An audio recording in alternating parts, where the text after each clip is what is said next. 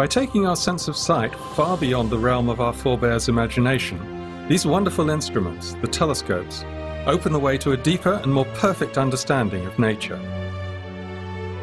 For millennia, mankind gazed out into the mesmerizing night sky without recognizing the stars of our own Milky Way galaxy as other suns, or the billions of sister galaxies making up the rest of our universe.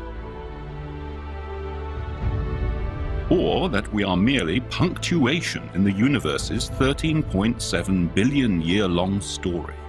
With only our eyes as observing tools, we had no means of finding solar systems around other stars, or of determining whether life exists elsewhere in the universe. Today we are well on our way to unraveling many of the mysteries of the universe, living in what may be the most remarkable age of astronomical discovery. I'm Dr. J, and I will be your guide to the telescope, that amazing instrument that proved to be mankind's gateway to the universe.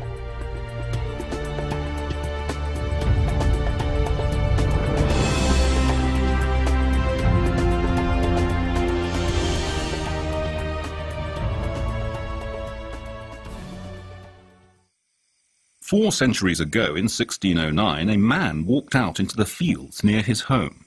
He pointed his homemade telescope at the moon, the planets, and the stars. His name was Galileo Galilei. Astronomy would never be the same again.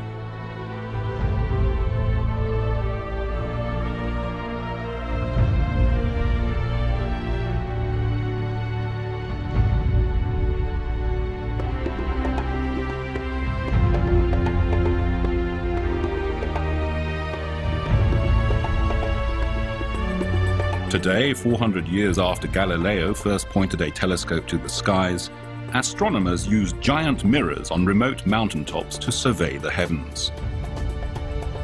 The telescopes collect faint chirps and whispers from outer space. Scientists have even launched telescopes into Earth orbit, high above the disturbing effects of our atmosphere. And the view has been breathtaking.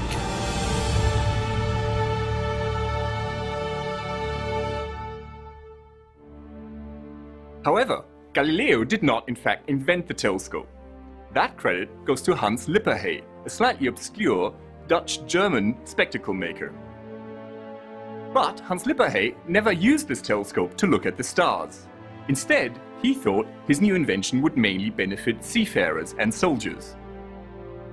Lippershey came from Middelburg, then a large trading city in the fledgling Dutch Republic.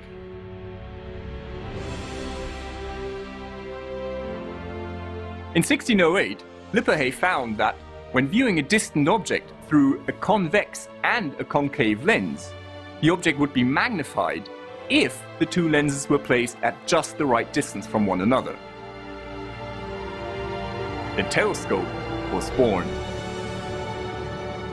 In September 1608, Lippershey revealed his new invention to Prince Maurits of the Netherlands. He could not have chosen a more advantageous moment, because at that time the Netherlands were embroiled in the 80 Years' War with Spain.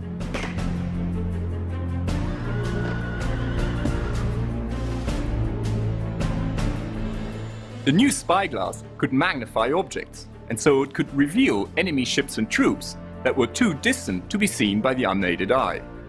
A very useful invention indeed. But the Dutch government never granted Lippershey a patent for his telescope. The reason was that other merchants also claimed the invention, especially Lippershey's competitor Zacharias Janssen. The dispute was never resolved, and to this day, the true origins of the telescope remain shrouded in mystery. Italian astronomer Galileo Galilei, the father of modern physics, heard about the telescope and decided to build his own.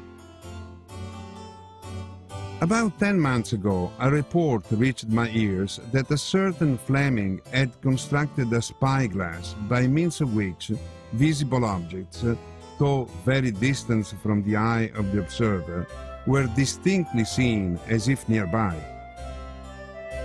Galileo was the greatest scientist of his time. He was also a strong supporter of the New World view advocated by the Polish astronomer Nicholas Copernicus, who proposed that the Earth orbited the Sun instead of the other way round. Based on what he had heard of the Dutch telescope, Galileo constructed his own instruments. They were of much better quality.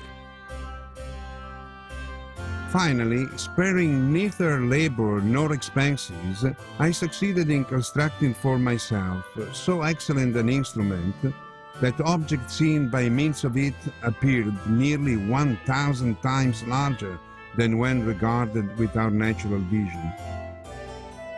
It was time to train the telescope on the heavens.